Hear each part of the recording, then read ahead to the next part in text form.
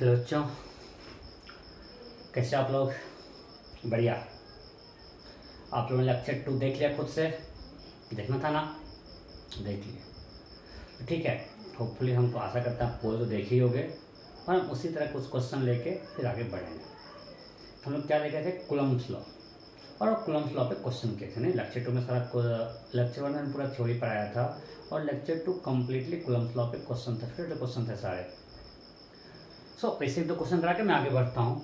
एक simple question करते हैं। We have a square of side A.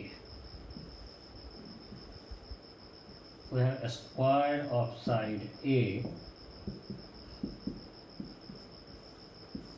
and 4-point charges each of Q are placed at the corner of a square. हमने इसके चारों corner पे charge रख दिया, ठीक है। Then question is find net magnitude of net force experienced by charge kept at A. Find magnitude of net force experienced by charge kept at A. Find magnitude of net force experienced by charge kept at A.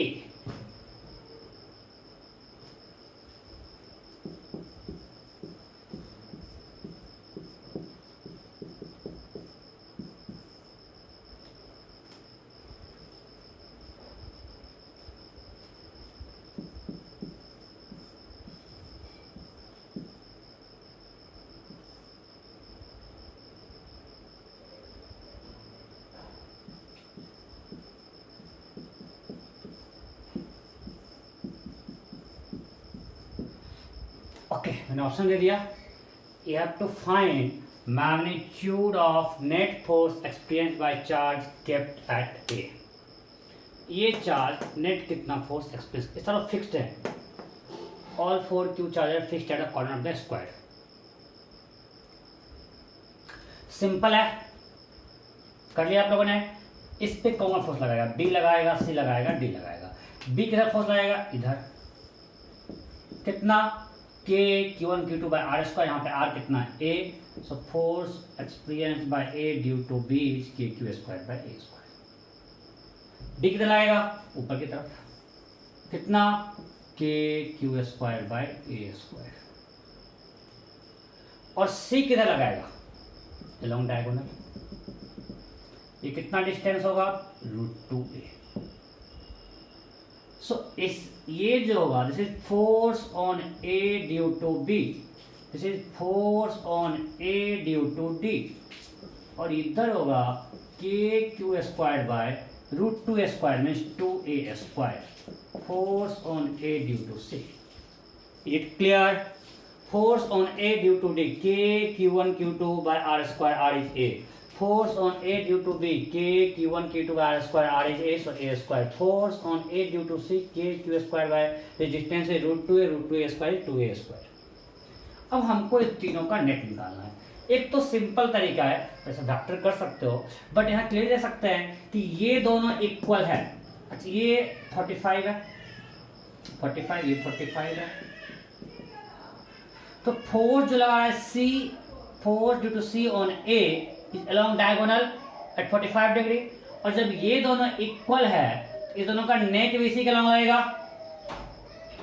लगेगा कि नहीं? इस दोनों का force on A due to B, force on A due to D, उसका net भी इसी के अलॉन्ग लगेगा। इस दोनों का नेट क्या होगा? सिंपल, दोनों इक्वल है और दो वेक्टर है F एंड F, तो इसका नेट क्या होता है?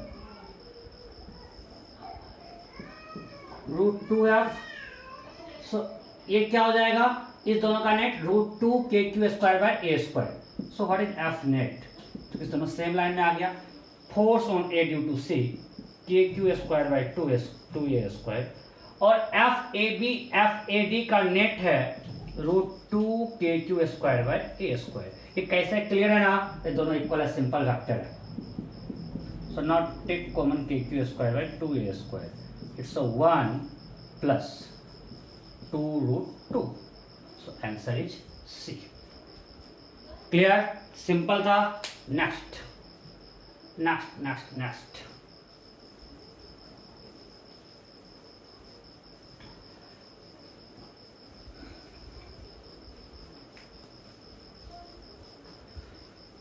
Okay, next question.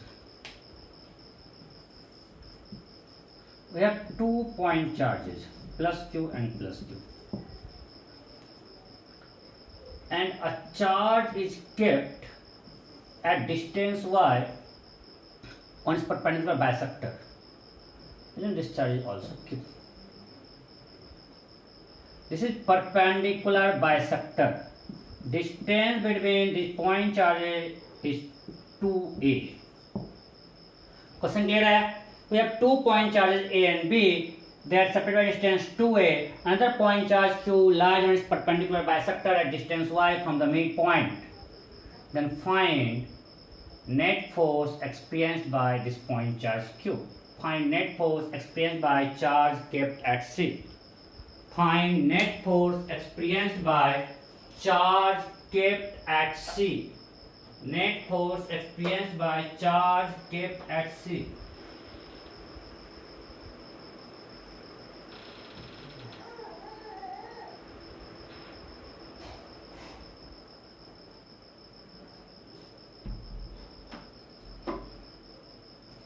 हो गया क्या? ऑप्शन ये रखो. हो गया? चलो मैं करता हूं. गलती लोग कर देते हैं. अच्छा, दोनों में रिपल्सन होगा. इस दोनों में रिपल्सन होगा. It acts along the line joining charges, right? So इस दोनों का रिपल्सन इधर होगा. इस दोनों में रिपल्सन होगा, इधर होगा. अब लोग गलती क्या करते हैं? ये एंगल मानते हैं. भाई ये 90 क्यों होगा? अगर हम मानते हैं ये एंगल थीटा है, तो ये एंगल भी क्या होगा? थीटा. और ये होगा 90 minus theta. Now from symmetry, ये मान लिए मान लिए डी है. Triangle ADC and BDC are congruent. अरे ये कॉमन है, ये 90 दोनों इक्वल है. सो ये थीटा तो ये भी क्या होगा? थीटा. सो ये भी क्या होगा? थीटा. सो दोनों एंगल इक्वल है. हमने कहीं से नहीं कह सकते कि थीटा 45 है. कैसे बोल देंगे भाई? It depends on y. So हमने मान लिया कि ये इसको रिपेल किया एफ से, ये भी रिपेल किया एफ से. अब इस फोर्स का कंपोनेंट होगा, ऊपर जाएगा एफ कॉस थीटा, इधर एफ साइन थीटा कैंसिल हो जाएगा. इधर आएगा एक एफ साइन थीटा. अगर इसका कंपोनेंट लेंगे, मैं दिखा दे रहा हूं, सिंपल देखो. ये एफ है और ये एंगल थीटा है. इसका इधर कंपोनेंट जाएगा एफ कॉस थीटा और इधर एफ साइन थीटा. इस फोर्स का भी इधर आएगा एफ साइन थीटा और ऊपर जाएगा एफ कॉस थीटा. तो sine theta will cancel. So बचेगा क्या? 2f cos theta. सो हमको निकला net force is equal to 2f cos theta. f का वैल्यू क्या होगा? सिंपली पॉइंट चार्ज है. ओके, ये डिस्टेंस a है, ये डिस्टेंस y है. तो AC क्या होगा? AC is equal to BC is equal to under root a square plus y square. कोई दिक्कत? AC is equal to BC equal to under root a square plus y square. So F equal to के q square by r square. So के q square by r square is a square plus y square. Right? So net force is 2f cos theta. 2f cos theta that is equal to 2 into kq square by a square plus y square. And what is cos theta? Cos theta is b by h. So y by under root cos theta is equal to y by under root a square plus y square. Simple है यार, base by hypotenuse. So this into y by under root a square plus y square. So what is net force? 2kq² by a² plus y² to the power 3/2. कोई doubt?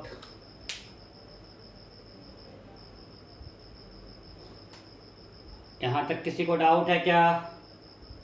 नहीं? पक्का? अब अगर पूछे, ये homework है, हमने y को वेरी किया, for what value of y,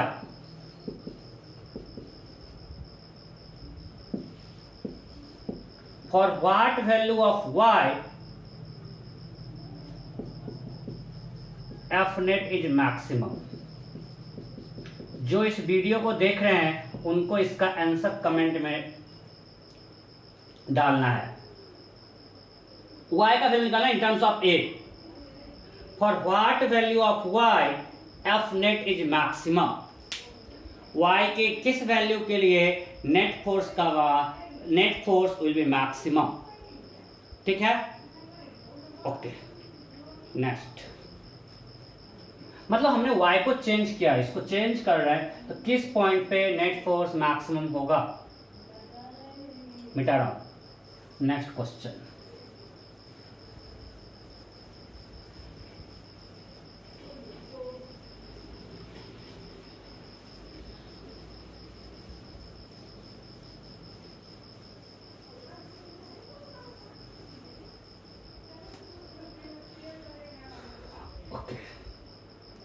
next question है, on x axis there is +1 coulomb at origin. Again, x equal to 1 meter, x equal to 2 meter, x equal to 3 meter, x equal to 4 meter, x equal to 5 meter, x equal to 6 meter, up to infinity. Here we have +1 coulomb charge, here -2 coulomb charge, +3 coulomb charge, -4 coulomb charge, +5, -6, up to infinity. Then question A, find net force experienced by charge kept at origin. On x-axis, the infinite charge kept like this. At origin, we have +1 coulomb charge. At x equal to 1, +1, x equal to 2, -2, x equal to 3, +3, x equal to 4, -4, so on up to infinity. Then find net force experienced by charge kept at origin. Find net force experienced by charge kept at origin. हो गया? Okay, चलो इस पे ये force कितना लगाएगा? Net force लिखते हैं। हम मानते हैं रिपल्सन को पॉजिटिव, इसको मानते हैं पॉजिटिव। ये रिपेल करेगा, इसका फोर्स क्या होगा? k into 1 Q1 Q2 by r²। इसका फोर्स क्या होगा?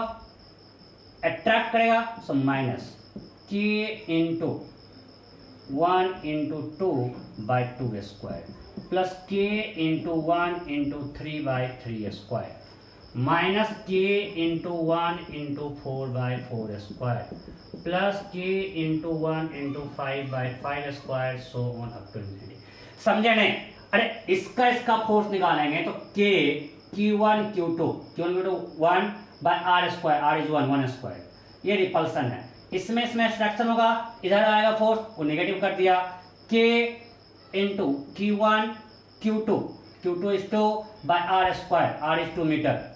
फिर इसमें क्या होगा? Repulsion, so k into Q1 into Q2 by r² r is 3 metre. फिर इसमें k into 1 into 4 r is 4, so k को मतलब क्या बचेगा? 1 minus 1 by 2 plus 1 by 3 minus 1 by 4 plus 1 by 5 minus 1 by 6, so on up to infinity. अब ये bio वालों को नहीं आता होगा, मैथ्स वाले पढ़े होंगे, और हमको इसका सम निकालना है। तो ln1 प्लस x का एक्सपेंशन क्या होता है? x minus x² bye 2। Hopefully मैं सही हूँ ना? Minus x4 by 4 plus x5 by 5 minus x6 by 6, so अब यहाँ पे रखते हैं x इक्वल टू 1, तो क्या आएगा ln2 equal to 1 minus 1/2 plus 1/3 minus 1/4 plus 1/5 minus 1/6 so on. मतलब इस पूरे इनफाइनाइट टर्म का सम क्या है ln2। सो फोर्स क्या हो गया k ln2 न्यूटन। समझ में आया कि नहीं? ठीक है, वैल्यू बस कर दो। समझ गए? कोई दिक्कत? थोड़ा ट्रिकी टाइप क्वेश्चन था कि हमको इसका सम निकालना है और इसका सम क्या होता है ln2। कैसे? ये मैथ हमको पता होगा, ln1 प्लस एक्सटेंशन ये होता है। Now put x equal to 1, ln1 plus 1 ln2 यहाँ रखो 1 minus 1/2 plus 1/3 minus 1/4 plus 1/5 so clear. Next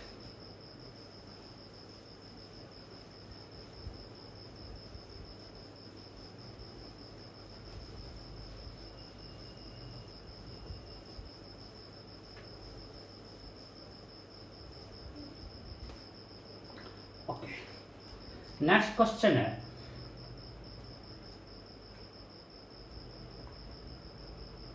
we have rod, uniformly charged rod having charge lambda coulomb per meter. We have uniformly charged rod having charge lambda coulomb per meter. Length of rod is L. Simple question है, a point charge is kept at distance A from the rod. A point charge is kept at distance A from one end of the rod. Then find net force experienced by point charge. ये उल्टा भी कर सकते हैं कि find force experienced by rod। तो आसान है, पहले आप चार्ज कितना फोर्स निकालेगा पॉइंट चार्ज वो निकाल लो और इस पर थर्ड लॉ दोनों they are equal magnitude. So we have to find electric force experienced by point charge due to rod. हो गया। अब बताओ यहां पे कूलम्ब्स लॉ अप्लाई कर पाएंगे डायरेक्ट? नहीं, तो नहीं कर सकते हैं क्योंकि ये पॉइंट चार्ज है बट ये पॉइंट चार्ज नहीं है। और Coulomb's law is applicable for 2 point charges. तो क्या करेंगे भाई? तो कोई मतलब ही नहीं है, बेकार पढ़ लो। तो हम लोग मान सकते हैं this rod is combination of many point charges. ये रॉड बहुत सारे पॉइंट चार्ज का कॉम्बिनेशन है, ये मान सकते हैं ना? सो अगर हम इस रॉड को बहुत सारे पॉइंट चार्ज का कॉम्बिनेशन माने तो हमको अब सबका डिस्टेंस सेम अलग अलग, इसका डिस्टेंस ए है, इसका डिस्टेंस ए प्लस एल है, बीच का पॉइंट का डिस्टेंस कुछ अलग होगा, तो हमको इंडिकेट करना पड़ेगा। ओके, तो हमने यहां से एक्स पे लेके यहीं से लेते हैं, कोई दिक्कत नहीं है। एक्स पे लेके स्मॉल सेक्शन लिए dx, और हम मानते हैं dx बहुत छोटा है, मतलब इसके अंदर जितने भी चार्ज है सबका डिस्टेंस है कितना है x। dx बहुत छोटा है तो इस dx के अंदर जितने पॉइंट चार्ज है वो q से कितने सेपरेशन पे हैं x पे। अब बताओ सारे point charge for direction same या अलग अलग? सेम। मैं आपको बार बोलता हूं कि integration is scalar addition, but यहां फोर्स वेक्टर है। जब हम सारे फोर्स को ऐड करेंगे, आप इंटीग्रेट करने बोलते हो, आपको इंटीग्रेट कर देंगे, but integration is scalar addition. तो भाई यहां कैसे वेक्टर, हम फोर्स तो वेक्टर है, हमको नेट फोर्स निकालना है, तो कैसे अप्लाई करेंगे? तो सारे फोर्स का डायरेक्शन सेम है, सब इधर लगेगा रिपल्सन। और आपको हम बता चुके हैं अगर दो वेक्टर या कितने वेक्टर अगर सबका डायरेक्शन सेम है, they can be added like scalar. इसका नेट क्या हुआ 2 + 8 10। So if all vectors are in same direction, they can be added like scalar. So यहाँ पे सबका डायरेक्शन सेम है, इसको स्केलर तरह ऐड कर सकते हैं। So इस पे जो फोर्स लगेगा स्मॉल चार्ज पे वो क्या लगेगा? मान लीजिए इस पे चार्ज dq है, ये पॉइंट चार्ज मान सकते हैं। So k q1 q2 by r², यहाँ पे r क्या है x। अब ये dq कितना होगा? So lambda coulomb per unit charge dx का कितना होगा? Lambda into dx। So that is equal to k q lambda dx by x²। dq is lambda dx, so this is df। अब हमको f निकालना है, इसको इंटीग्रेट कर देते हैं। इंटीग्रेशन ऑफ के क्यू लैम्डा बाहर ले लिए, dx by x square. X कहां से कहां तक, इस पॉइंट से इस पॉइंट जाना है, इसका कितना डिस्टेंस है a, और इसका कितना डिस्टेंस है a plus L. So that is equal to के क्यू लैम्डा, इसका डिस्टेंस होगा -1 by x a to a plus L. So that is equal to k q lambda 1 by a minus 1 by l. This is the right answer. कोई doubt? एक बार देखो, कोई दिक्कत है? Simple है, इतना आपको 12th में आ गया इंटीग्रेशन कहाँ करना है। अरे सबका डिस्टेंस अलग अलग है तो डायरेक्ट हम लोग लगा नहीं सकते हैं, तो हमको सारे पॉइंट चार्ज का अलग फोर्स एक्सप्रेस निकालना पड़ेगा। तो हमने एक एक्स पे जाके डीएक्स का एलिमेंट है, इसको पॉइंट चार्ज मान सकते हैं, दोनों के बीच का फोर्स निकाले तो k q1 q2 by r square, r is x. Now charge in this small dx will be lambda into dx, हमने d को रखा lambda into dx। अब x कहां से कहां तक, इस पॉइंट से इस तक, इसका डिस्टेंस है a, यहां से डिस्टेंस है a प्लस एल, इसको इंटीग्रेट कर दिया a to a plus L, फिर आ गया result. Clear? Okay, next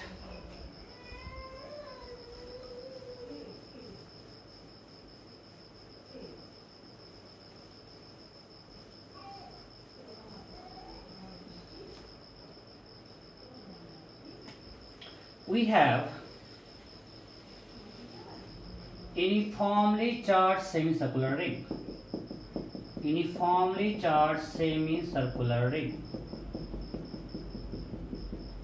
having charge lambda coulomb per meter and radius r.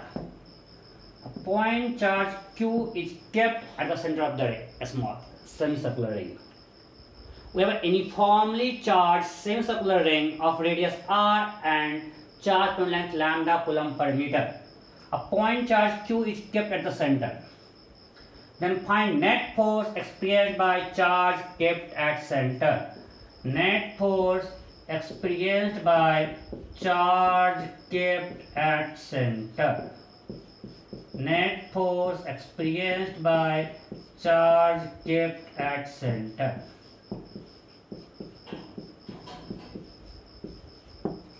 ये क्वेश्चन है, find net force experience by charge kept at centre, सब Q है।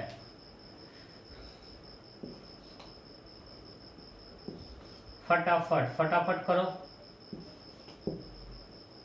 Find net force experience by charge kept at centre.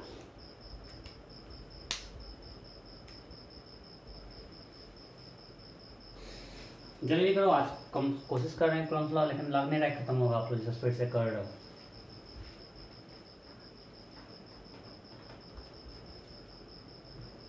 नहीं होगा तो क्या करेंगे, हम दे देंगे, पता है।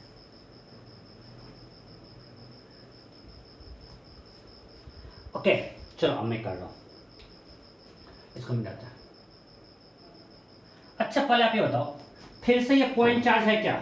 नहीं है, तो डायरेक्ट इसमें लगा सकते हैं क्या फॉर्मूला? नहीं लगा सकते हैं, तो हमको एलिमेंट लगाना लेना पड़ेगा। और आपको हम बता चुके, सेंटर ऑफ मास से बता चुके हैं, जब लाइन हो तो एक्स पे जाके डी एक्स और स्ट्रिंग हो तो थीटा पे जाके डी थीटा। तो हमने एक एलिमेंट लिया थीटा पे जाके डी थीटा का, इसी को लेता है।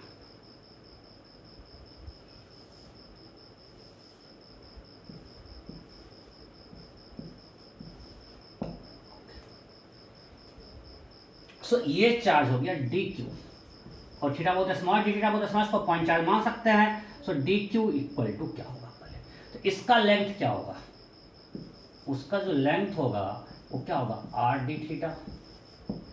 अरे theta equal to l by r होता है ना, तो d r by r equal to d theta, तो d r equal to r d theta. So what is d q? D q equal to lambda into d r, charge per length into length, that is lambda into r into d theta। So हमने small charge निकाल लिया lambda. अब बाद में पूछेगा sir ये underline क्या आ गया, सो ये क्या हो गया, लैम्डा आर डी थीटा। अरे कोई दिक्कत?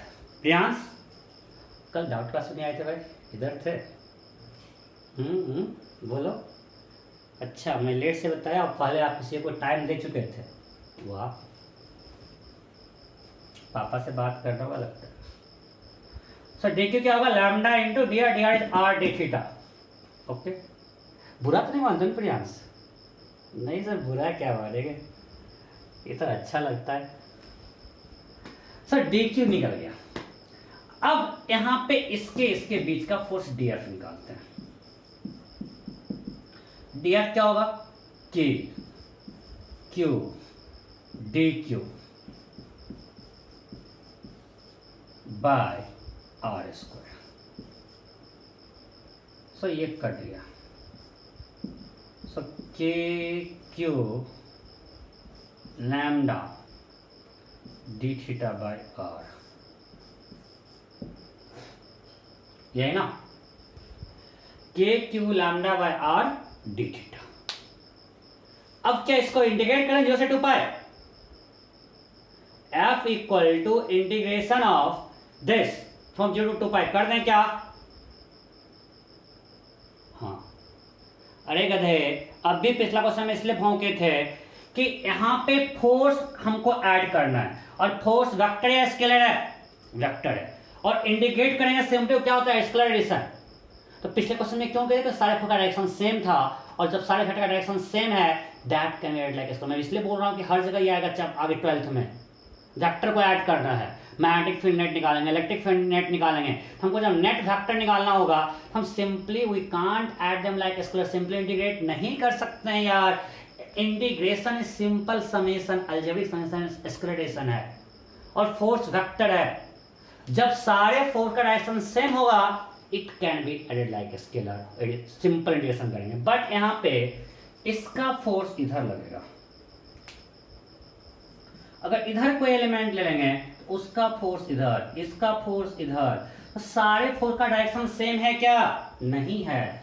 तो अब क्या करेंगे, जब अलग अलग वेक्टर होता है, 2-3 वेक्टर दिया जाता था, जैसे मान लिए, अब थोड़ा याद करो वेक्टर, हम मान लिए दे दिए एक ये वेक्टर, एक ये वेक्टर, ये वेक्टर ए बी सी।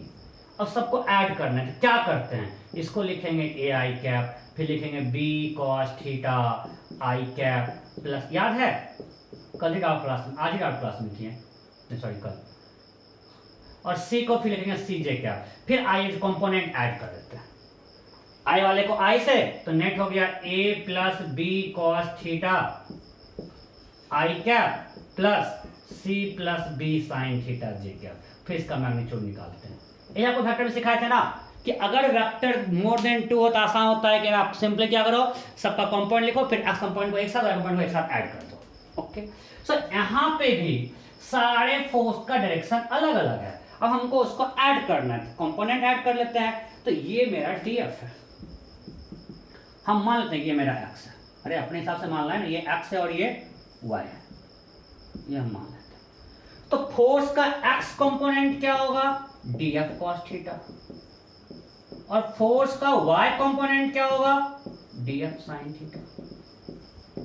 हाँ या नहीं?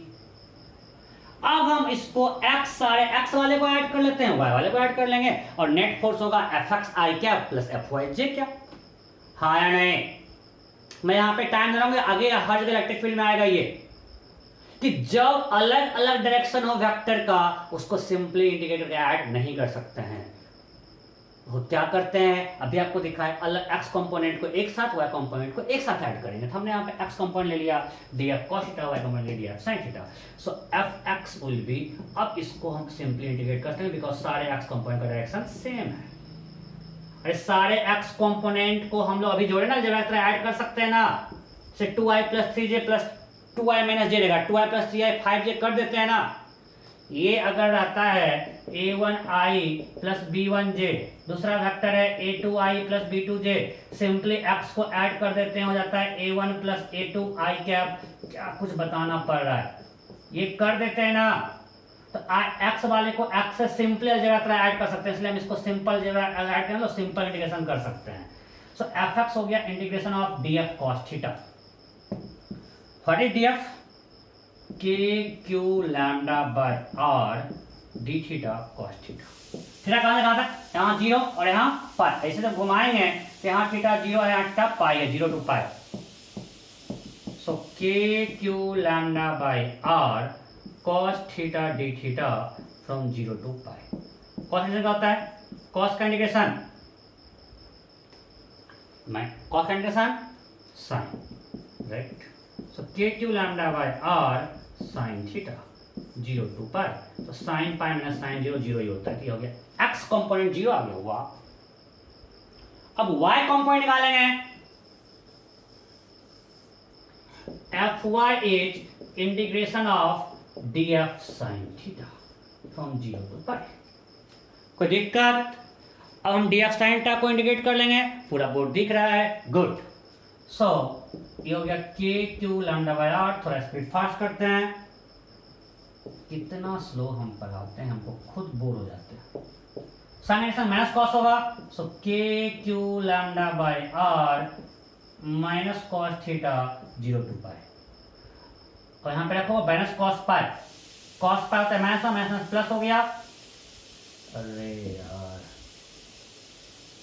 Minus K Q lambda by R cos pi minus 1 cos 0 1, so 2kq lambda by r। तो आंसर क्या क्या हो गया, 2kq lambda by r। एक अच्छा ऑप्शन मिलना चाहिए था हमको, kq lambda by r kq lambda by r into pi, तब बहुत और गलत करते हैं, ठीक है, समझ गए। सो x कंपोनेंट तो 0 आ गया, सिर्फ y कंपोनेंट है, इसका मतलब डेड फोर्स किधर लगेगा, इसको मिटा रहा हूं, ये लिख लियो ना, ये मिटा रहा हूं।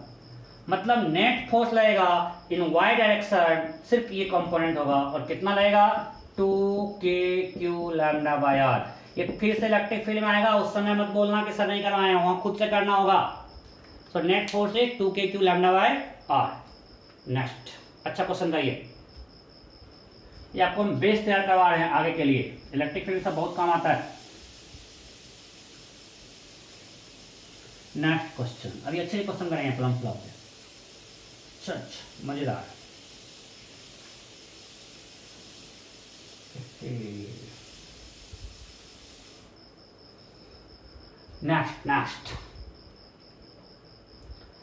Next question, we have a circular ring having uniform charge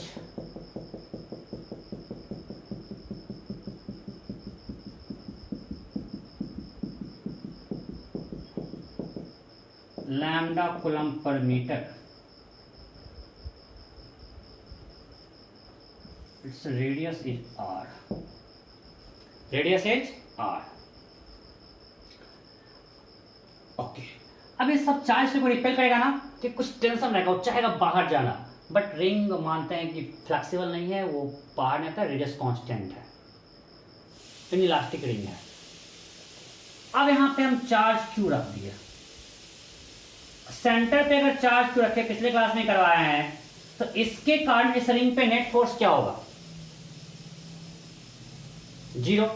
अरे ये रिंग लगाएगा पॉइंट चार्ज पे, नेट फोर्स 0, पिछले क्लास में करवाया है। तो सिमिलरली ये पॉइंट चार्ज लगाएगा रिंग पे, नेट फोर्स 0।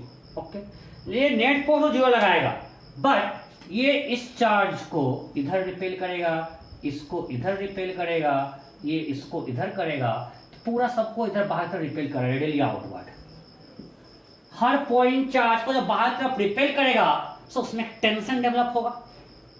और एक रिंग को हर कोई इधर बाहर तरफ खींच रहा है ऐसे, तो पूरा टेंशन आएगा नहीं आएगा, मतलब सब तक को पकड़ के इधर से खींचे, इधर हाथ से खींचे, बोले नेट फोर्स तो 0 है, बट उसका हाथ रहेगा क्या, हाथ मेरे हाथ में आ जाएगा, मेरे 3-3 हाथ हो जाएंगे, है नहीं।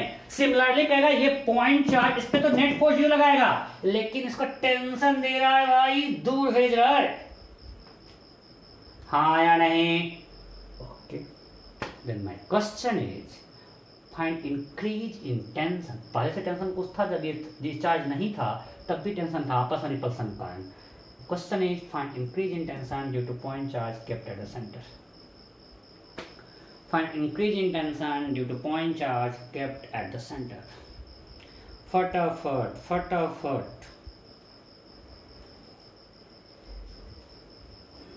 Increase in tension due two point charge kept at centre. करवा चुके हैं, आपको बता चुके हैं, ये बार बार आता है। सर्कुलर में आया था, इलास्टिसिटी में आया था, वेव में आया था, फिर इलेक्ट्रोस्टैटिक्स में आया है, मैग्नेटिज्म में आएगा। हो गया। क्या करते हैं, बहुत एक्सटर्नल मेथड है। क्या, टेंशन इस रिंग का internal force external force, internal, उसको ब्रेक करना पड़ेगा। तो आपको हमेशा करवा चुके हैं कि हमने एक स्मॉल सेक्शन लिया, स्मॉल बउआ सा, मानते हैं ये एंगल है थीटा, छोटा सा लिया। हम बड़ा को दिखा रहे हैं, बट इसको हम यहाँ पे इनलार्ज कर रहे हैं। बहुत छोटा सेक्शन लिया, इसको हम पॉइंट चार्ज मान सकते हैं, बिल्कुल छोटा सा लिया, इसको हम पॉइंट चार्ज मान सकते हैं, और उसने बनाया एंगल थीटा, रेडियस आर है। इस पे डी क्यू क्या होगा, lambda into r into theta. कोई दिक्कत नहीं। अब इधर टेंशन टी कुछ याद आ रहा है, इधर भी टेंशन टी, ये थीटा बाई टू, सो ये भी थीटा बाई टू, तो ये क्या होगा 90 माइनस थीटा बाई टू, ये थीटा बाई टू। सो इधर गया T cos theta by to, और नीचे आएगा T sine theta by to. Circular में सब करवाया हुआ है, T cos theta by to. और जो लोग देवघर और बेगूसराय वाले को तो पिछले क्लास में वेव में करवाए हैं, अभी जो लेक्चर डाले हैं। सो ये तो कैंसिल हो गया। तो नेट फोर्स इस रिंग पे इधर क्या लग रहा है, 2t sin theta by two. So कौन बैलेंस कर रहा है, इस पे जो इलेक्ट्रिक फोर्स है। अगर ये रेस्ट में है तो नेट फोर्स क्या है, 0। तो ये जो 2t sin theta by to tension नीचे लग रहा है स्मॉल सेक्शन पे, उसको कौन बैलेंस कर रहा है, इस पॉइंट चार्ज के कारण इस पे जो इलेक्ट्रिक फोर्स लग रहा है। इलेक्ट्रिक फोर्स कितना लगेगा, पॉइंट चार्ज मान सकते हैं इसको, बहुत छोटा है, हमने यहाँ इनलार्ज किया है, रियल में यहाँ पे बहुत छोटा सा है। सो k Q1 Q2 by r square that is equal to के क्यू, अरे d q lambda r d theta by r square. इस आर गॉट कैंसल, क्या हो गया, k Q lambda by r d theta, right. अब ये इसको balance कर रहा है, मतलब 2t sin theta by two is equal to के Q lambda by r d theta. कोई दिक्कत नहीं, ओके। ना फॉर स्मॉल थीटा, थोड़ा सा सुन लिया है, for small theta sine theta tends to theta, तो क्या theta by two, so 2t into theta by two is equal to के Q lambda by r d theta को थीटा लिए हुए ना, लैम्डा आर थीटा लिए हुए, यहाँ थीटा लिए हुए हैं, right. So 2 cancel, theta cancel, so tension is k Q lambda by r. So this increase in tension is KQ lambda by R, where lambda is charge per unit length। कहीं आपको क्या देता है question में, पूरा charge मान ली capital Q है, लैम्डा क्या हुआ, capital Q by 2 pi r. Direct तो अगर आपको दिया पूरे रिंग पे चार्ज कैपिटल Q है, for lambda capital Q by 2 pi r, यहां पुट कर दो। कोई डाउट है, फटाफट छापो, फटाफट छापो।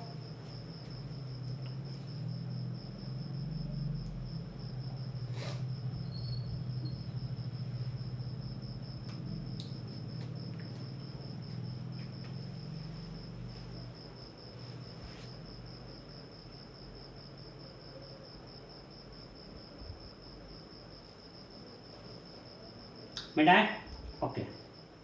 नेक्स्ट ये रूट ऑफ क्वेश्चन है, नेक्स्ट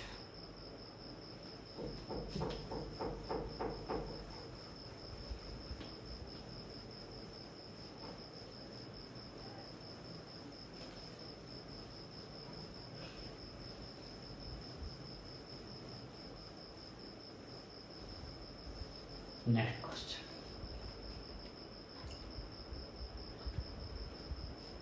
ओके, कैसे ऐसा करता है? क्वेश्चन क्या है?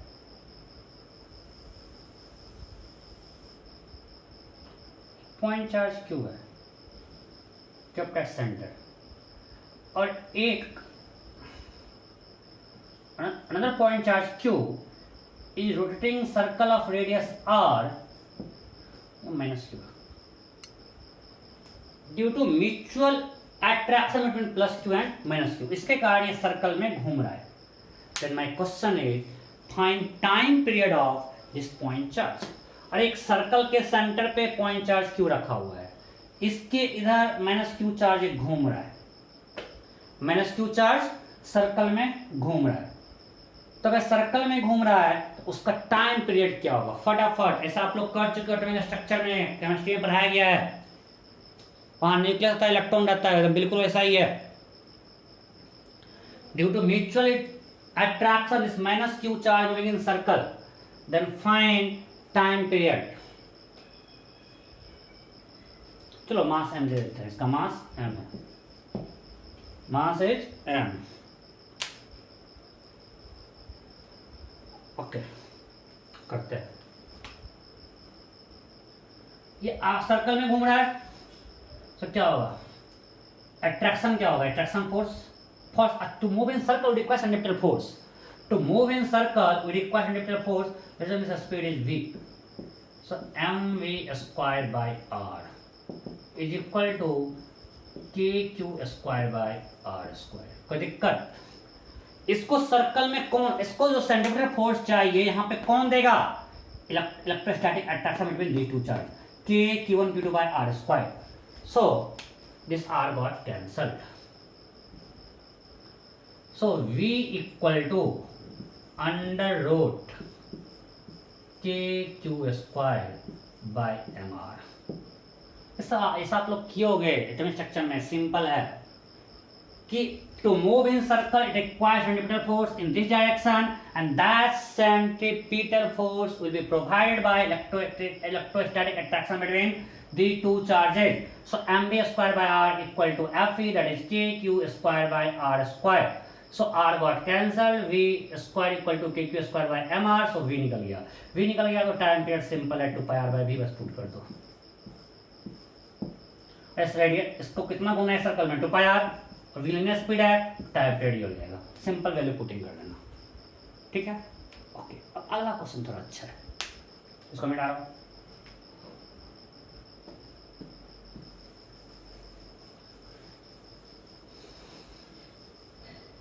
हम लोग सर्कुलर मोशन में पढ़े थे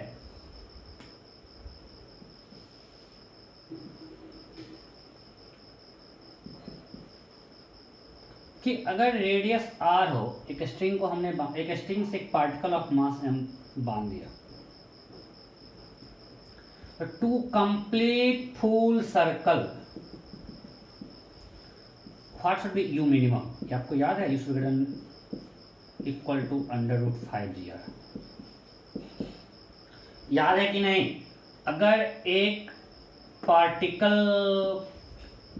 यहाँ पे है, स्ट्रिंग से बंधा हुआ है, इसका मास कुछ m है, रेडियस r है, स्ट्रिंग का लेंथ r है, so what is u minimum to complete full circle? याद नहीं है क्या?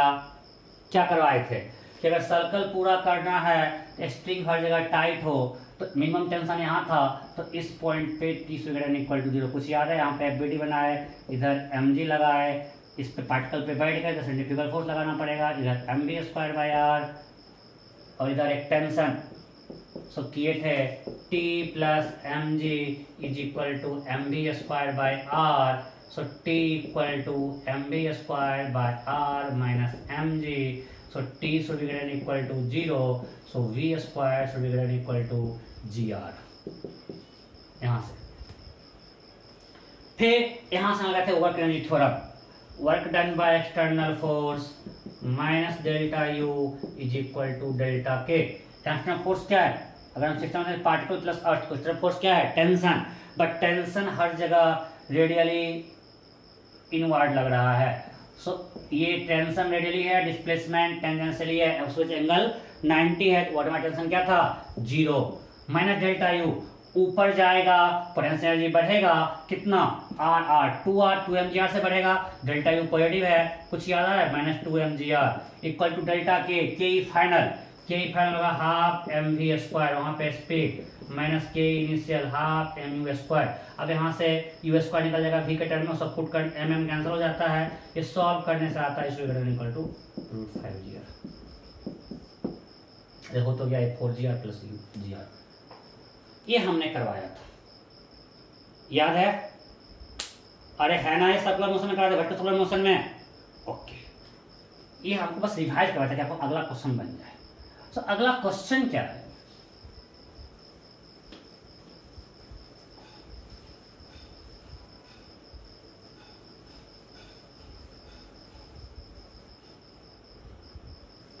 क्वेश्चन ये सब कुछ सेम है,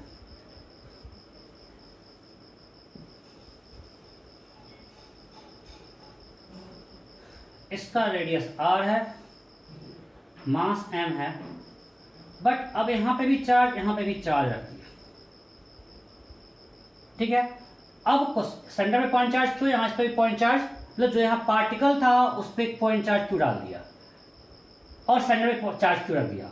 अब क्वेश्चन है find u minimum to complete full circle, find u minimum to complete full circle.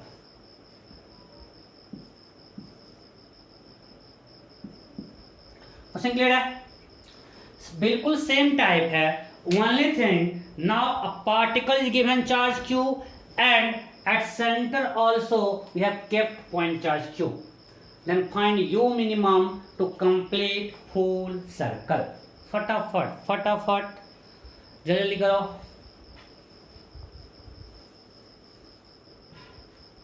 जल्दी जल्दी जल्दी जल्दी। find u minimum to complete full circle, for a u minimum to complete full circle।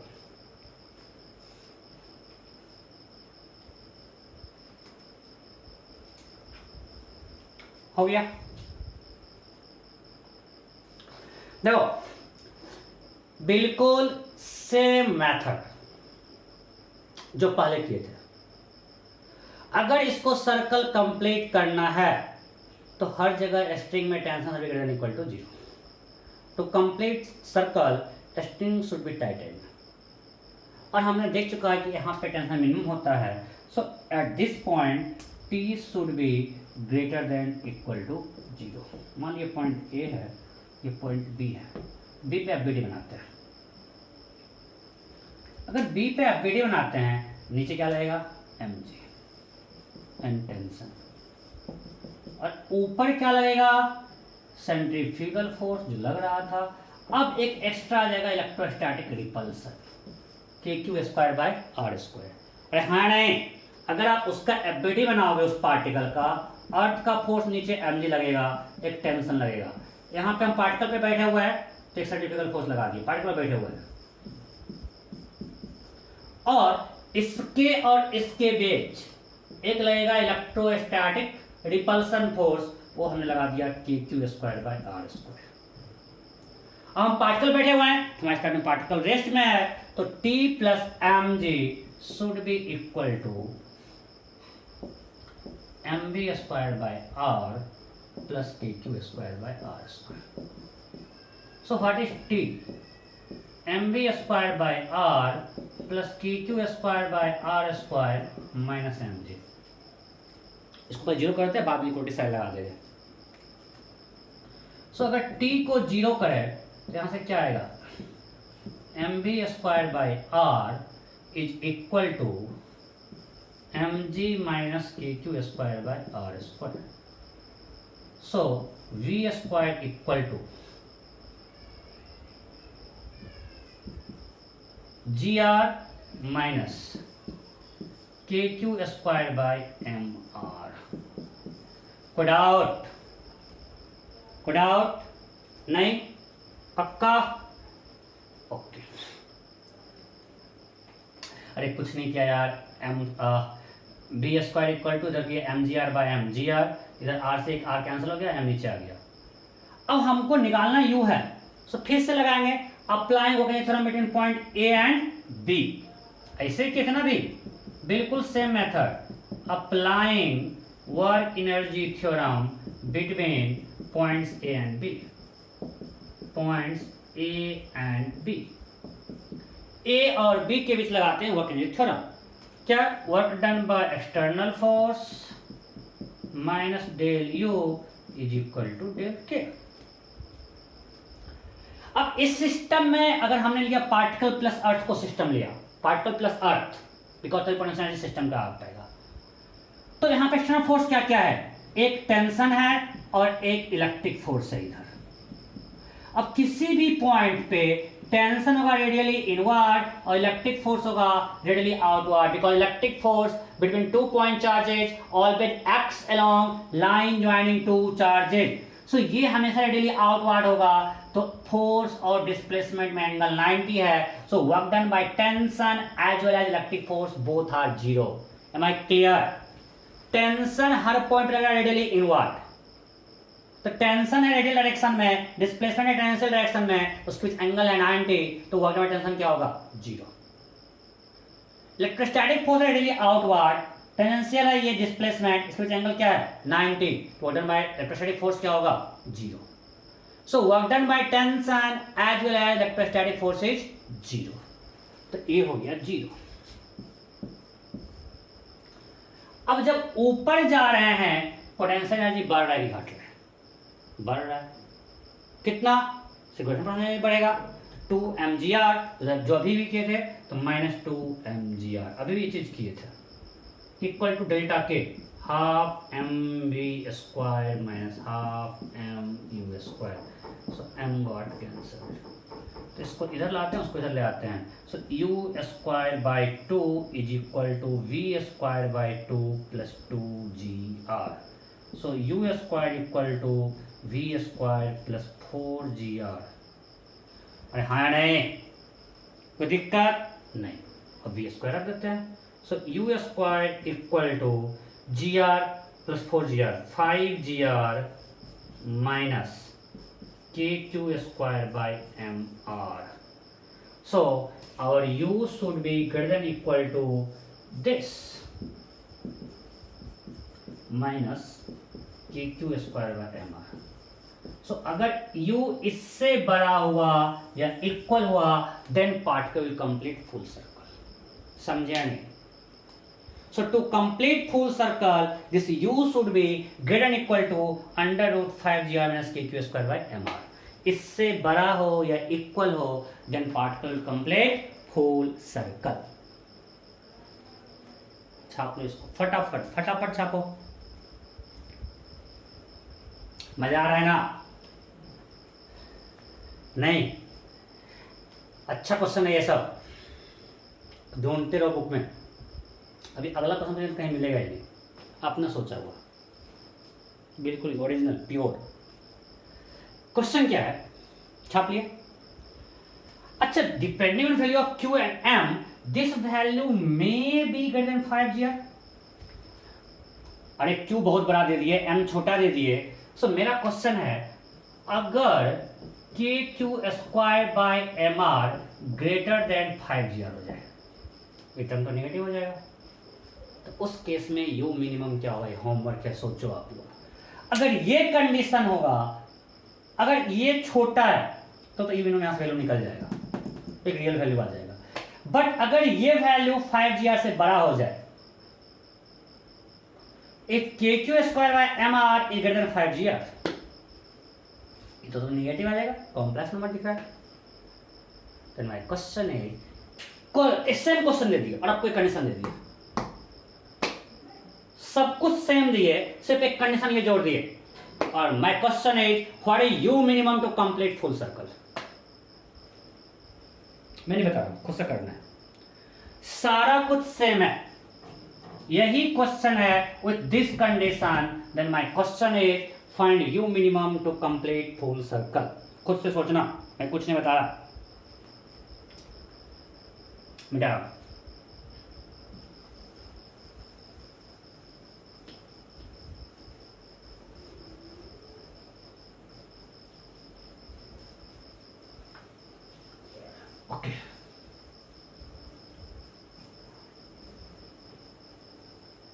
सो ये हम लोग कूलम्ब्स लॉ को use करने वाला क्वेश्चन करते हैं, बेसिक बेसिक। अब लिखिए इक्विलिब्रियम प्रॉब्लम। इक्विलिब्रियम इंपॉर्टेंट है, ये भी बहुत पूछा जाता है एग्जाम में। इक्विलिब्रियम प्रॉब्लम हम अच्छे से कहता हूँ, बिल्कुल बेसिक समझ शुरू करूँगा।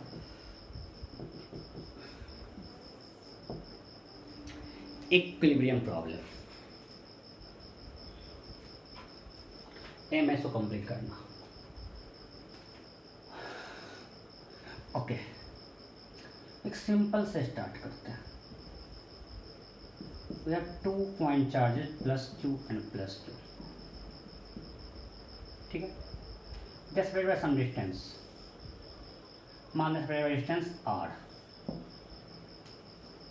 These two are fixed, ये दोनों क्या है, इसको हमने फिक्स कर दिया, but they are not free to move. ऐसे रिपल्सन में मूव कर सकता है ना, बट हमने इसको फिक्स कर दिया। मेरा क्वेश्चन है, in this universe, in this whole universe, how many points are possible where third charge may be at equilibrium? पहली बात, आपको माना दुनिया में ये दो चार्ज है, हम सिर्फ ये दो चार्ज को मान रहे हैं।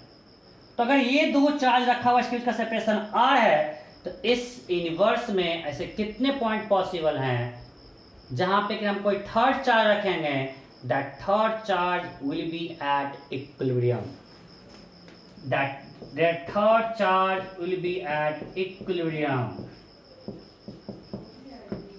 क्वेश्चन क्लियर है? we have 2 point charges q separated by distance r and they are fixed। then in this universe how many points are possible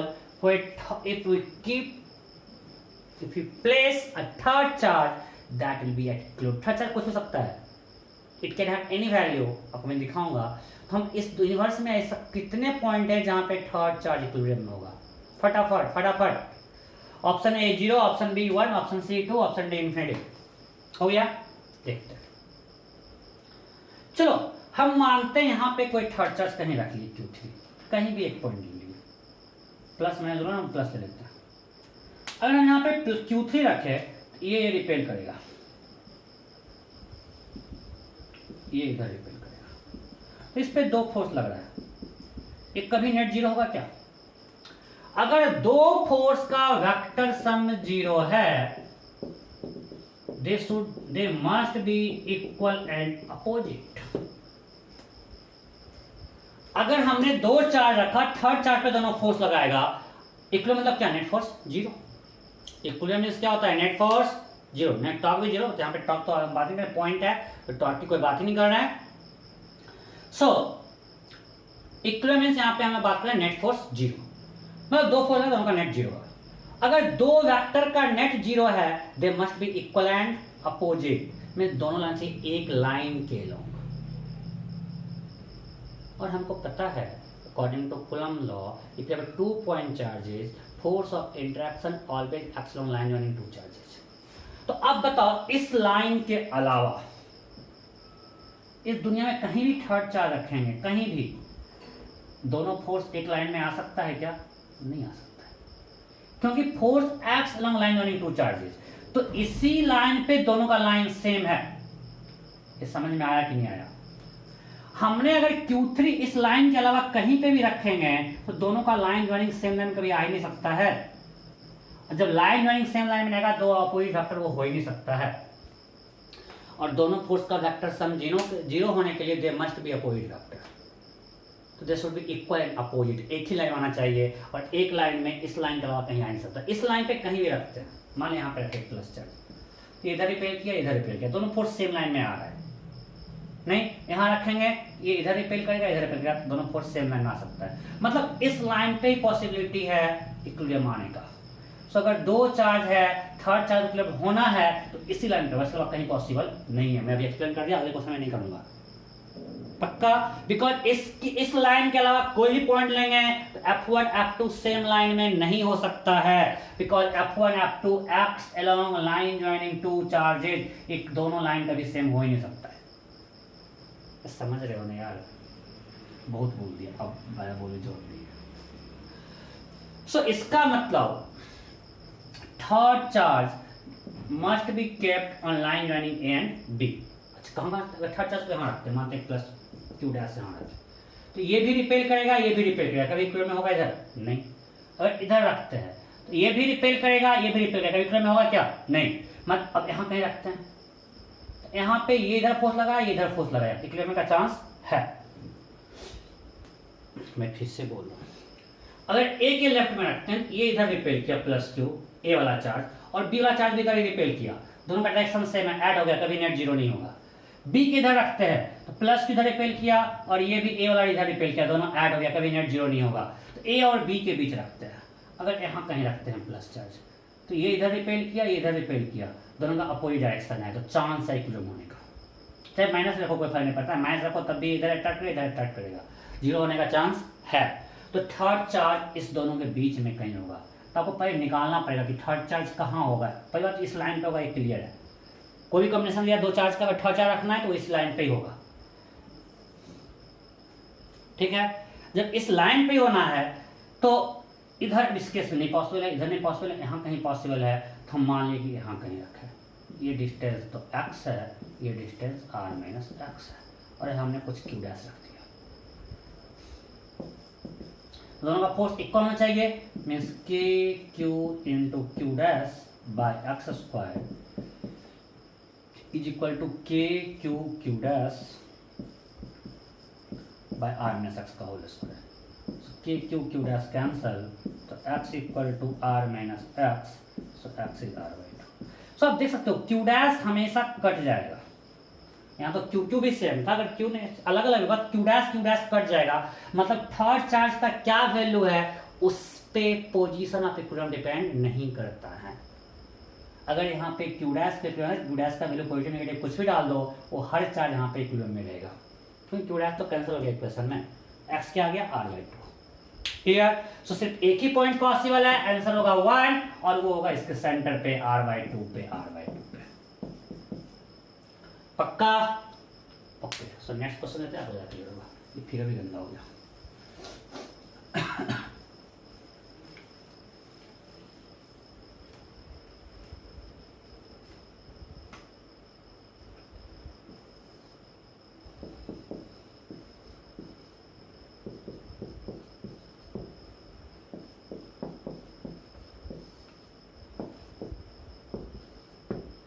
question है, फाइंड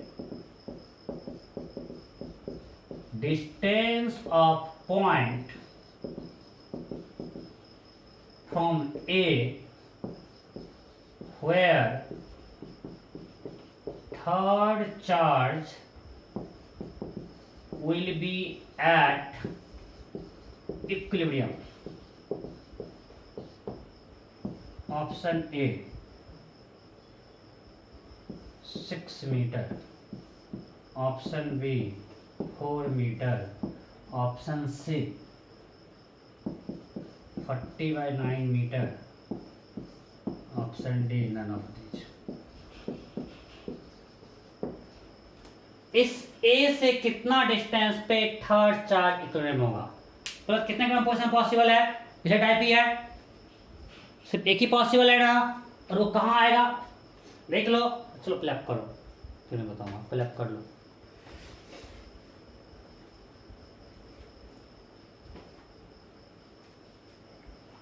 हो गया, देखते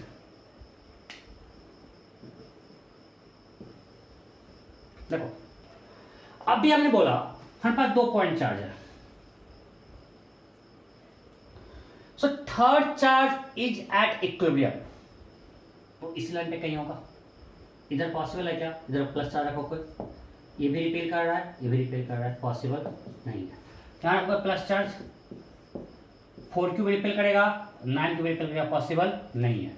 बीच में कहीं रखते हैं, मान लिया यहाँ रखते, सो ये इधर रिपेल करेगा प्लस को, और ये इधर रिपेल करेगा, सो यहाँ पॉसिबल है। बस देख के बताओ किसके पास होगा, ए के पास या बी के पास। जब चार्ज ज़्यादा डिस्टेंस लगाते हैं फोर्स इक्वल होगा, लॉजिकली बोल सकते हैं हम, तो ऑरल कर सकते हैं, बट आपको करके दिखा रहे हैं। मानिए डिस्टेंस x है, ये क्या होगा 10 minus x.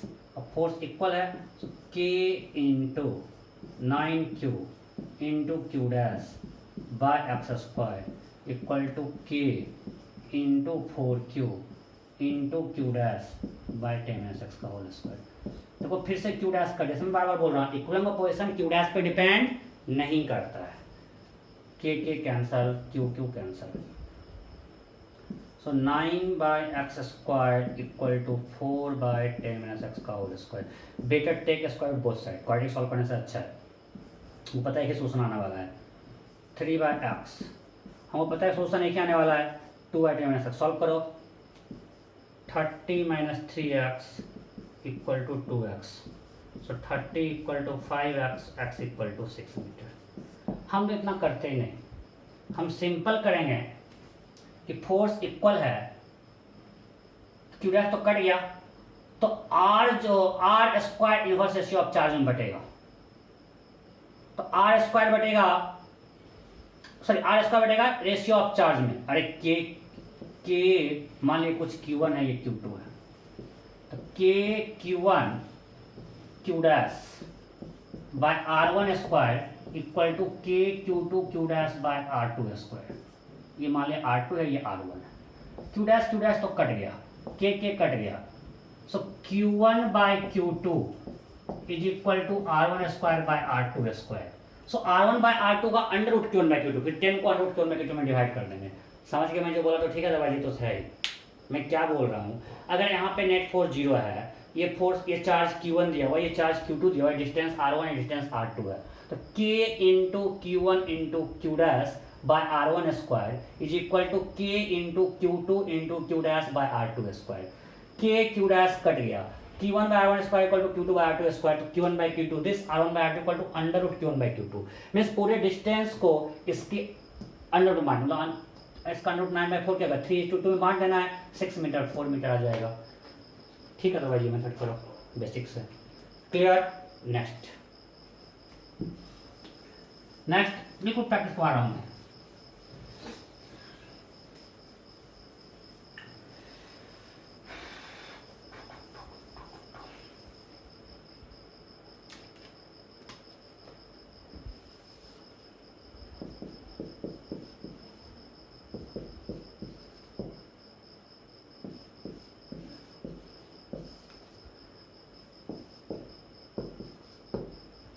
Find distance of a point from B where third charge will be at equilibrium. Option A 6 meter, option B 3 meter, option D 9/5 meter, option D none. करो।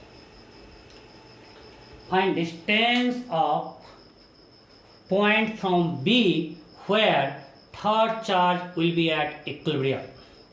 Option a 6 metre, option b 3 metre, option c 9/5 metre, option d none. हो गया? अब दोनों में negative है, दो charge fixed है, ये सब क्या है, फिक्स्ड। मैं लिख रहा हूं, आपको मानना a and b are fixed. अब अगर थर्ड साइकिल में होगा, इस लाइन पे क्या होगा, ऑलरेडी एक्सप्लेन्ड। अगर यहां लिए प्लस, दोनों अट्रैक्ट करेगा, दोनों का फोर्स का डायरेक्शन सेम है, कभी नेट 0 होगा नहीं। अगर इधर लिए प्लस क्यू डैश, ये भी अट्रैक्ट करेगा -q -4q भी अट्रैक्ट करेगा, दोनों का डायरेक्शन सेम, कभी इक्विलिब्रियम पॉसिबल है नहीं। तो इसके बीच में ही कहीं होगा, इससे दूर होगा। मान लिया यहाँ पे कुछ है क्यू डैश, ये x, ये 9 - x, जो लोग कर लिए ठीक से सही है। दोनों का फोर्स इक्वल होगा, सो k इंटू मैग्नीट्यूड, अट्रैक्शन होगा, ये इधर अट्रैक्ट करेगा, ये इधर अट्रैक्ट करेगा।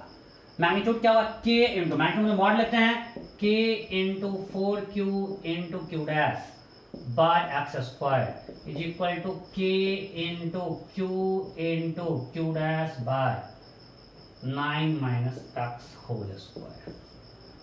k q dash cancel, q cancel. 4 by 1 is equal to x square minus 9x whole square. Taking a square to both sides. X by 9 minus x. So 18 minus 2x equal to x. So 18 equal to 3x, x equal to 6. But ये answer नहीं है क्योंकि हमने distance पूछा है 20 है, तो 9 minus 6 3 metre. Clear? Next.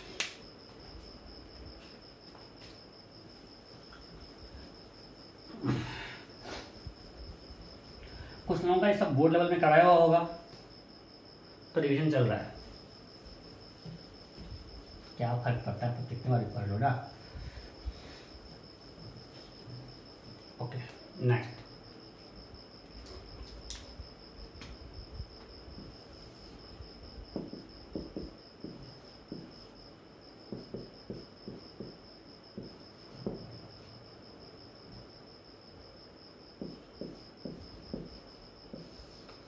Okay, ये दोनों फिक्स्ड है. Plus 9q and minus q are fixed at point A and P. पहला क्वेश्चन, in this inverse, ये दोनों फिक्स्ड है. Charges are fixed at A and B. Fixed at A and B. पहला question है, in this inverse, how many points are possible where third charge may be at equilibrium? In this inverse, how many points are possible where third charge may be at equilibrium? In this inverse, how many points are possible where third charge may be at equilibrium? हो गया? गलती कर गया? Okay, ध्यान दो. इसमें लोग गलती करते हैं. तो इक्विलिब्रियम इसी लाइन पे होगा. ओके, पहले मानते हैं बीच से कोई पॉइंट, मानते हैं प्लस 2 डैश है. ये रिपेल करेगा और ये अट्रैक्ट करेगा. दोनों का डायरेक्शन सेम है, पॉसिबल नहीं है. इधर लेते हैं, इधर ये रिपेल करेगा और माइनस क्यू अट्रैक्ट करेगा. दोनों का डायरेक्शन अपोजिट है. चलो मानते हैं यहां से एक्स डिस्टेंस पे इक्विलिब्रियम है. सो लिखते हैं expression k into Q dash, ये charge q dash into 9q by x square equal to k Q dash q by 2 plus x का होल स्क्वायर. बताओ इसका कोई सॉल्यूशन होगा क्या? अरे यार, इसका न्यूमरेटर बड़ा है और ये छोटा है, दोनों फ्रैक्शन इक्वल हो सकता है.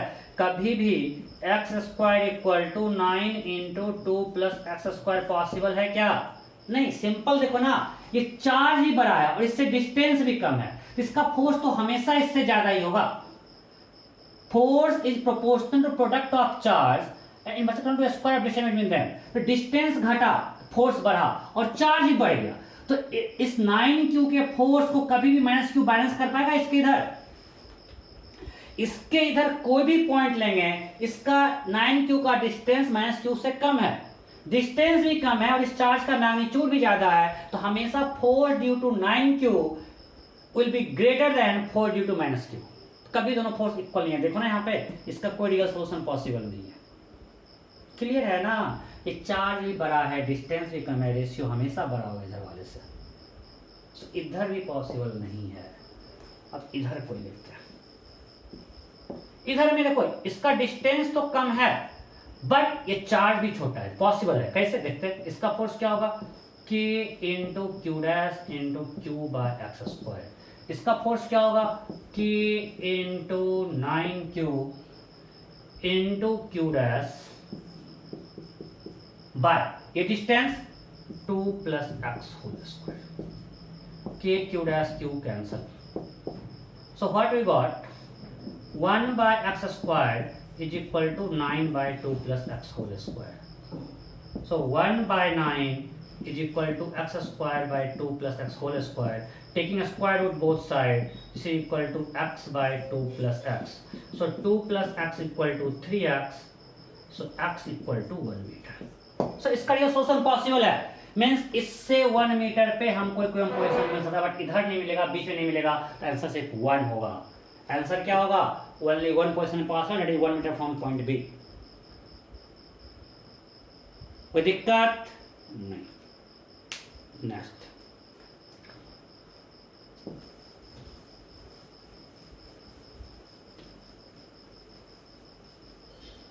बहुत स्लो पढ़ा रहा हूँ, उसका कारण है, देखो अल्टीमेटली मेरा सिलेबस ऐसा नहीं कि स्लो है, हम लास्ट ईयर से हमेशा कंपेयर करते हैं, सिलेबस मेरा फास्ट ही है, ठीक है ना.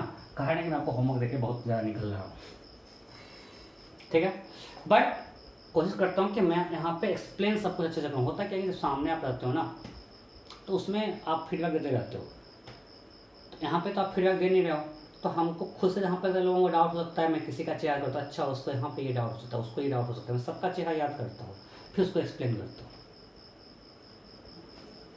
क्यों मेगा स्लो पढ़ा रहे क्या? नहीं. नेक्स्ट, तुम फिर डाउट क्लास में नहीं आए, बिल्कुल सेम टाइप क्वेश्चन.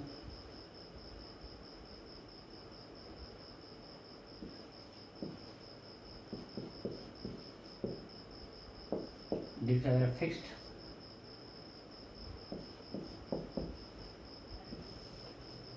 Find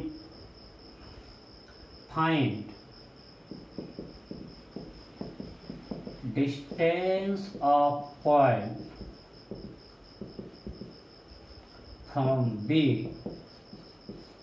मैं जानबूझ से क्वेश्चन प्रैक्टिस करवा रहा हूँ ताकि आपको कॉन्फिडेंस रहे. Third charge will be at equilibrium. आप सिलेबस का टेंशन मत लो, मेरा टेंशन है.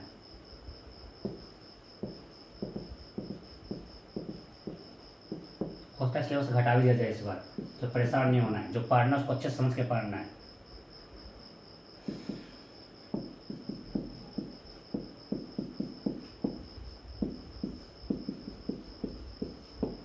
So find distance of point from B where third charge will be at equilibrium. Where third charge will be at equilibrium. फटाफट फटाफट.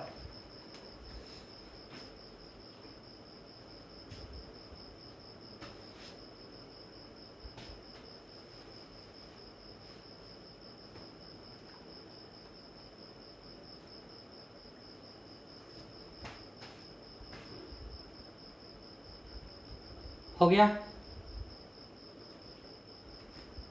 Okay, अब मैं कर रहा हूं. पहली बात, बीच में नहीं होगा, अभी एक्सप्लेन के नहीं होगा, इधर होगा नहीं, इधर ही कहीं होगा. अभी एक्सप्लेन किया, बहुत सिंपल है, मैं ज़रा एक्सप्लेन फिर से करूंगा नहीं. माने डिस्टेंस एक्स है, तो फोर्स क्या होगा? इसके कारण 9 क्यू कारण के into 9q into Q dash by 1 plus x whole square, that is equal to k into 4q into Q dash by x square. So k Q dash cancel. 9/4 is equal to 1 plus x whole square by x square. Taking a square root both sides. 3x equal to 2 plus 2x. So x equal to 2 meter. Good out? नहीं? Next.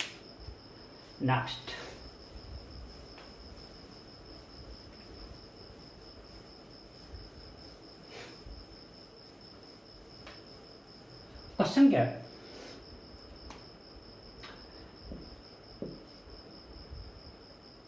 We have 2 point charges Q and Q.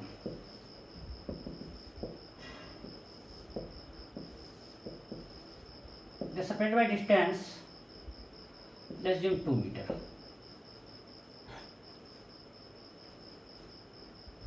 Question of find nature, magnitude and position of third charge so that all three charges are at equilibrium due to mutual interaction. ये question है, due to mutual interaction. Question clear है? We have 2 point charges Q and Q and separated by distance 2a. Then question is find nature, magnitude and position of third charge so that all three charges are at equilibrium due to mutual interaction. ये question है। सो पिछले case और अभी में क्या difference है? अभी तक हमने इसको फिक्स कर दिया था और सिर्फ थर्ड चार्ज का इक्विलिब्रियम देख रहे थे। अब they are also free to move, हमने यहां से रिलीज किया है। अब थर्ड चार्ज कहां रखे हैं कि ये तीनों चार्ज इक्विलिब्रियम में हो? अब सब सिंपल तरीका है, बहुत आसान क्वेश्चन है, बट लोग कंफ्यूज रहते हैं। अच्छा, ऑल थ्री आर इक्विलिब्रियम। सो अगर तीनों इक्विलिब्रियम में है तो थर्ड भी इक्विलिब्रियम में है। अरे हाँ या नहीं? If all three charge equilibrium तो थर्ड इक्विलिब्रियम है। और अभी निकाले कि थर्ड चार्ज इक्विलिब्रियम में कहां हो सकता है? सिर्फ इसी पॉइंट पे, बीच में कुछ क्यू डैश 1 मीटर पे। अभी ये किए थे, ये हम कैसे निकाले? Due to equilibrium of third charge. हमने यहां पे थर्ड चार्ज का इक्विलिब्रियम यूज किया कि हमको पता है कि थर्ड चार्ज इक्विलिब्रियम अगर होगा तो इस दोनों के बीच में होगा। अभी किए ये प्लस प्लस है, इसके बीच में ये इधर किया इधर किया, तो थर्ड चार्ज बिल्कुल बीच में होगा, दोनों इक्वल मैग्नीट्यूड है। तो हमको पोजीशन तो निकल गया। अब नेचर निकालना है कि थर्ड चार्ज पॉजिटिव होगा नेगेटिव होगा। अब हम इसका इक्विलिब्रियम देखते हैं, ए वाला इक्विलिब्रियम देखते हैं। ए का अगर थर्ड ए वाले को बी इधर रिपेल किया, अब अगर ए वाला इक्विलिब्रियम में ड्यू टू म्यूचुअल इंटरेक्शन, मतलब सी को अट्रैक्ट करना पड़ेगा। अरे हाँ नहीं, फिर देखते हैं। ए वाले को बी रिपेल किया, force on A due to b. तो ए वाले जो ए पे चार्ज था उसको बी वाला चार्ज रिपेल कर रहा है। अगर ये इक्विलिब्रियम में नेट फोर्स 0 है, मतलब इस सी पे जो चार्ज है वो ए को अट्रैक्ट करेगा, तब भी इक्विलिब्रियम, मतलब force on A due to c should be this side. तो अगर ये पॉजिटिव है, q dash should be negative. So third charge का नेचर भी निकल गया, नेचर ऑफ पोजीशन निकल गया। कैसे? मैं फिर से भौंक रहा हूं। All three charge equilibrium. So पहले अगर all three are at equilibrium means third charge is also at equilibrium. और थर्ड चार्ज इक्विलिब्रियम कहां पे होगा? इस दोनों के बीच में। तो थर्ड चार्ज यहां पे रखा हुआ, बीच में बिल्कुल रखा हुआ, पोजीशन निकल गया बिल्कुल सेंटर पे। ओके, अब थर्ड चार्ज इक्विलिब्रियम निकालना, इसका नेचर निकालना है। तो अगर नेचर निकालेंगे तो हम ए का इक्विलिब्रियम देख रहे हैं। तो ए का इक्विलिब्रियम अगर देखते हैं तो ए पे बी रिपेल किया इधर, अगर इसको नेट फोर्स 0 करना है इस पे, मतलब सी को अट्रैक्ट करना पड़ेगा, तभी दोनों अपोजिट होगा। तो अगर सी ए को अट्रैक्ट कर रहा है, ए पॉजिटिव में सी क्या है? नेगेटिव। तो थर्ड चार्ज इज नेगेटिव। उसका मैग्नीट्यूड निकालना है, देख लेते हैं। ये 1 मीटर है ना? ओके, ए पे फोर्स लिखते हैं। ए पे बी का फोर्स क्या होगा? Force on A due to B क्या होगा? K q into q by 2 square. Force on A due to C क्या होगा? K q q dash by 1 square. Magnitude दोनों इक्वल है, बिकॉज इक्वल में है, means k q square by 4 equal to के q q dash. Cancel, k cancel. So Q dash का magnitude है q by 4 और ये नेगेटिव आया, means q dash equal to minus Q by 4। यहाँ पे हमने फोर्स का मैग्नीट्यूड लिखा, आपको हम बता चुके हैं कि magnitude of electric force is k mod q1 mod q2 by r square. ये मैग्नीट्यूड ऑफ इलेक्ट्रिक फोर्स होता है, यहाँ मॉड लगा देते हैं।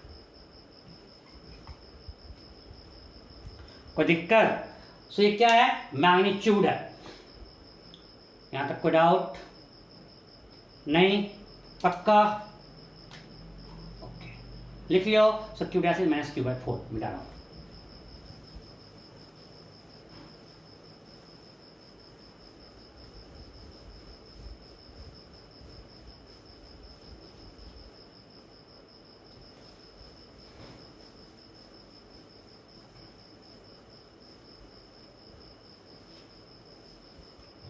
Okay, next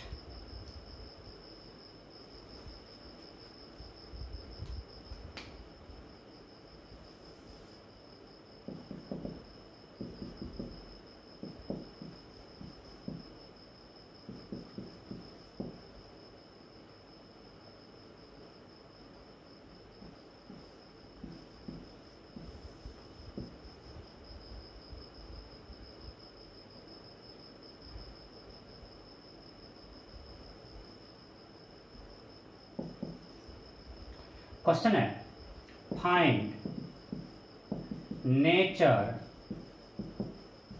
magnitude and position of third charge so that all three charges are at equilibrium due to mutual interaction.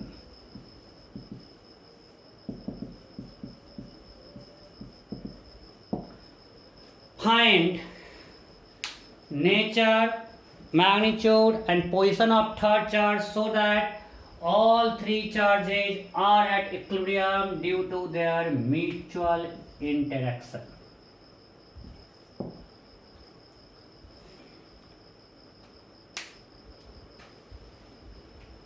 हो गया? All three charges are at equilibrium due to their mutual interaction.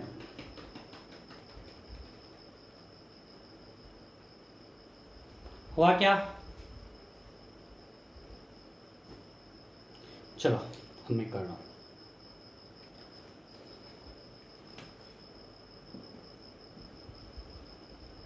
अभी हम देख रहे हैं, पिछला question में देख रहे थे, all three are at equilibrium means third charge is also at equilibrium.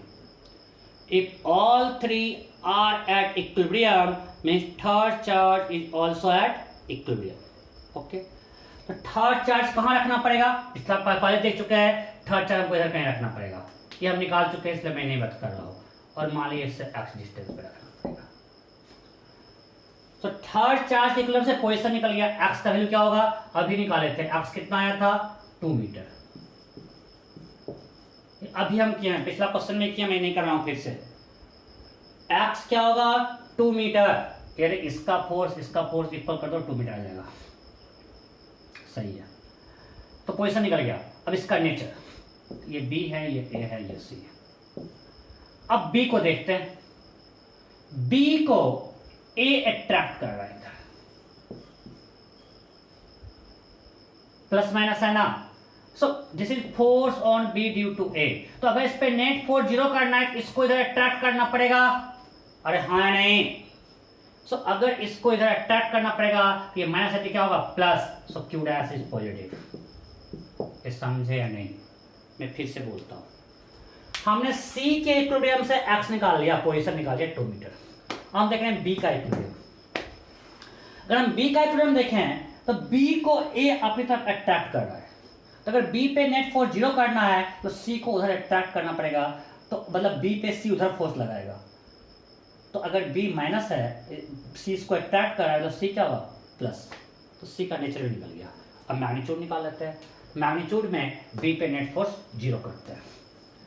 B पे नेट फोर्स 0 करते हैं। अगर बी पे नेट फोर्स 0 करते, इसका फोर्स क्या होगा? K 9q 4q by 1 square is equal to k 4q q dash by x square. K q cancel. So यहां से क्या आया? ये 4 भी कैंसर। यहां से आया 9 equal to q dash by x square. X निकाल चुके हैं 2 4। कुछ गलती कर दिए क्या? एक ही क्यू कटेगा ना, 4 कट गया, एक क्यू कट गया। सो आया 9q। So Q dash equal to 36q। Positive है और 36 क्यू है, ये कितना होगा 36 Q. So Q dash equal to plus 36 Q. देखो ना प्लस होगा यहाँ पे, तो इधर अट्रैक्ट करेगा, इसको इधर अट्रैक्ट करेगा, दोनों इक्वल अपोजिट हो गया। ये डिस्टेंस देखो इसका डबल है, तो चार्ज इसका 4 टाइम्स है, बिल्कुल सही है, क्रॉस चेक मैंने कर लिया। अब मेरा एक डाउट है, हमने सी का इक्विलिब्रियम देखा, उससे ये निकाल लिया, बी का इक्विलिब्रियम देख के क्यू डैश निकाल लिया, हमको तो ए का भी इक्विलिब्रियम देखना पड़ेगा ना। अरे देखना पड़ेगा कि नहीं देखना पड़ेगा, वो तो हम देख नहीं रहे, हम बोल रहे हैं all three charge at equilibrium, और हम सिर्फ 2 के इक्विलिब्रियम से सॉल्व के आंसर निकाल के खुश हो जा रहे हैं। हम कभी भी थर्ड का इक्विलिब्रियम देख नहीं रहे, हम कभी भी थर्ड का इक्विलिब्रियम नहीं देख रहे हैं, जबकि बोल रहे हैं all three charge at equilibrium. ये तो गड़बड़ है भाई, हमको तो तीनों का इक्विलिब्रियम देखना चाहिए। जरूरत है देखने का? नहीं। क्यों? देखो आपस से म्यूचुअल जब इंटरेक्शन हो रहा है तो सिस्टम पे नेट फोर्स क्या है? Force on a, net force on a, net force on b, net force on c, zero होगा कि नहीं? जब सिस्टम में क्वेश्चन फोर्स ले रहा है तो सब इक्वल एंड अपोजिट, आपस का जो इंटरनल फोर्स होगा वो इक्वल एंड अपोजिट कैंसिल करके पूरे सिस्टम पे नेट फोर्स क्या होगा? जीरो। अरे हाँ या नहीं? अरे एक्शन रिएक्शन पेयर है, आपस का सिर्फ इंटरेक्शन है, तो force on A plus force on B plus force on C, पूरे सिस्टम पे नेट फोर्स क्या होगा? जीरो। पक्का? ओके। अगर सिस्टम पे नेट फोर्स जीरो है, हमने सी को जीरो कर दिया, बी को जीरो कर दिया, तो ए पे तो अपने आप जीरो हो गया, हमको इसको प्रूव करने की या दिखने की कोई चेक करने की जरूरत नहीं है। अगर हमने 2 का इक्विलिब्रियम देख लिया, हमने देखा इक्विलिब्रियम सी का, ना फोर्स ऑन सी जीरो कर दिया, हमने देखा इक्विलिब्रियम बी का, फोर्स ऑन बी जीरो कर दिया। जब ए बी और सी पे जीरो करे, ए पे तो अपने आप जीरो होगा, because f a plus f b plus f c zero. Clear? अगर इस 3 charge, we have 3 charges due to mutual interaction, vector sum of force on A plus force on B plus force on C will be 0 because they are action reaction pair। और हमने B और C का equilibrium क्या? Equilibrium मतलब net force zero, तो C पे net force zero, B पे net force zero, तो ये जीरो ये जीरो, ये भी अपने आप जीरो हो गया ना। तो हमको A का इक्विलिब्रियम देखने की कोई जरूरत नहीं है, हमने 2 का इक्विलिब्रियम मेंटेन कर लिया तो थर्ड का अपने आप आ जाएगा। मेरा कहने का पॉइंट बस इतना है, ठीक है? ओके।